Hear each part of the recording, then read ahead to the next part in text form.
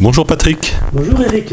Alors la dernière fois tu nous as parlé du lien entre l'âme et la santé, et puis à bien y réfléchir je me dis, tu as quand même pas beaucoup parlé du corps. Or toute la médecine conventionnelle est basée sur le somatique, sur les interactions avec la matière. Donc on a l'impression que pour toi la matière c'est quelque chose qui n'existe pas. Oui, effectivement, on peut le penser comme ça, et d'après ce que je dis, la matière n'est pas grand-chose. En réalité, il y a un petit côté paradoxal.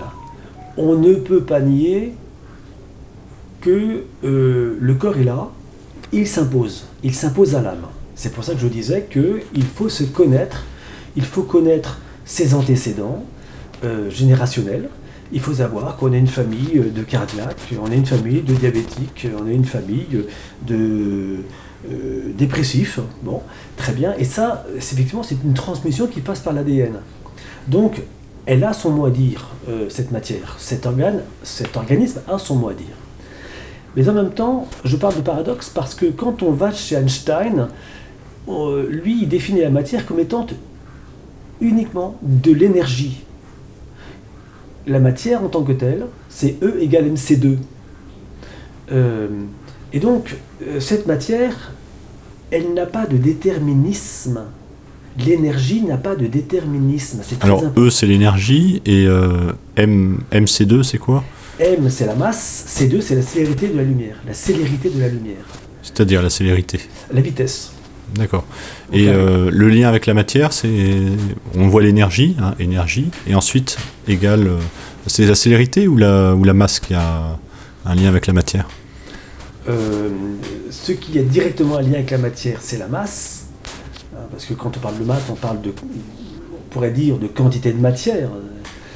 Après, elle est soumise à différentes forces magnétiques, électromagnétiques, gravitationnelles, etc.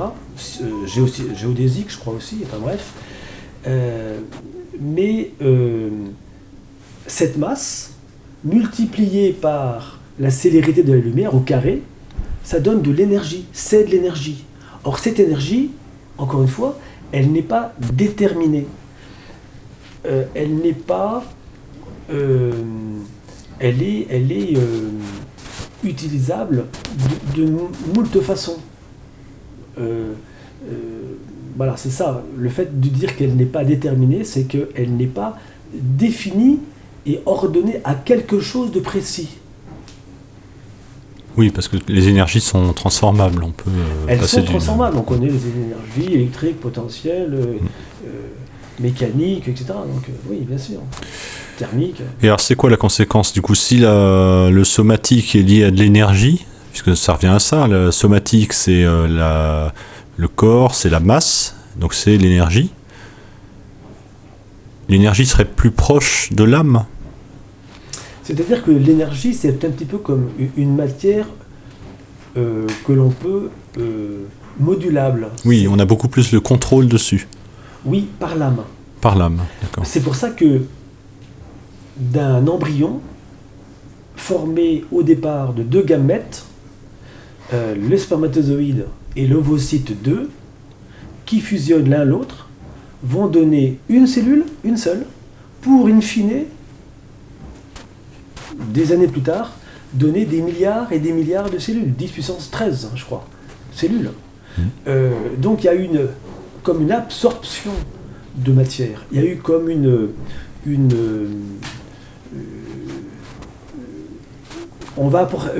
grâce à l'âme, des briques vont pouvoir être reçues par le système organique déjà en place et être augmentées en quantité. Oui. Et ça ne se fait pas d'une manière spontanée. Le corps ne développe pas d'une manière ni anarchique, ni spontanée par elle-même, comme ça, on ne sait pas. Non, il faut un pilote dans l'avion. Et ce pilote, c'est l'âme. Il faut être vivant, déjà, pour que la croissance... Oui, c'est très important de noter. Il faut être vivant. Le spermatozoïde, il est vivant au départ. L'ovocyte 2, il est vivant au départ. Et cette fusion va donner un œuf qui récupère la vitalité qu'on trouve dans chacune de ces gamètes. Voilà, c'est qu'en plus de ça, quand on dit vivant, ça a deux sens. C'est le sens tout ou rien, il faut ne pas être mort. Mais en plus de ça, c'est aussi la vitalité, être plus ou moins vivant. Donc ça rejoint un peu l'énergie vitale. En quelque sorte, oui. Oui. C'est vrai que la vie, c'est un prérequis pour qu'il y ait un œuf. C'est un prérequis. Donc, si tu veux passer un examen, il faut, ou rentrer dans une école, dans une classe, il faut des prérequis. Si on ne les a pas, on ne va pas suivre. Et bien, pour qu'il y ait une suite à cette fusion des gamètes, il faut ce prérequis qui est la vie, qui est transmise par les parents. D'accord.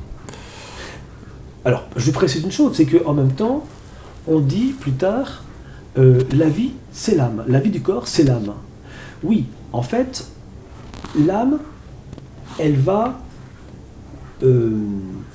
piloter la matière vivante et lui donner une nouvelle vie, lui donner une nouvelle destinée. Cette âme, elle personnifie cette matière. Elle fait que l'œuf est autre que les parents, que le papa ou la maman. C'est vrai chez les plantes, c'est vrai chez les animaux, et c'est vrai chez l'être humain. Donc elle vivifie, c'est la vie par analogie, mais c'est surtout le moteur de la matière. Et c'est pour ça que ce moteur, il vient d'où ? Les théologiens vont dire qu'elle vient de Dieu, elle est créée par Dieu. Ce n'est pas une génération spontanée. Parce que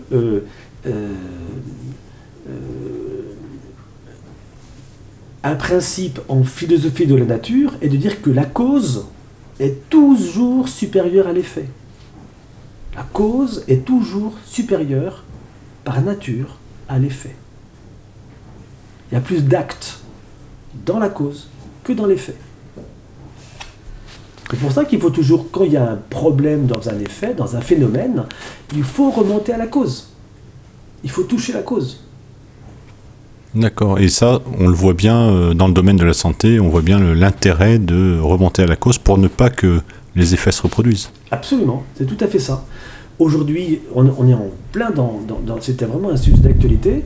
Aujourd'hui, beaucoup de gens déplorent que l'on va traiter la maladie en s'occupant des symptômes, et c'est ce que l'on fait dans le traitement des maladies neurodégénératives ou le traitement des maladies chroniques.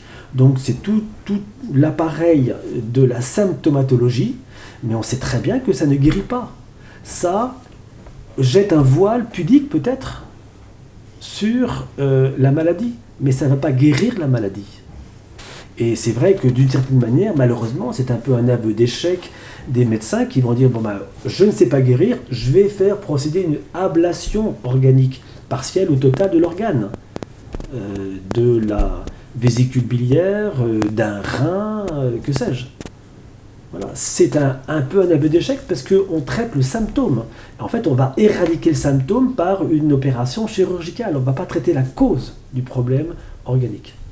Très bien. Eh bien, merci. Merci Eric. Au revoir. À une prochaine fois. À bientôt.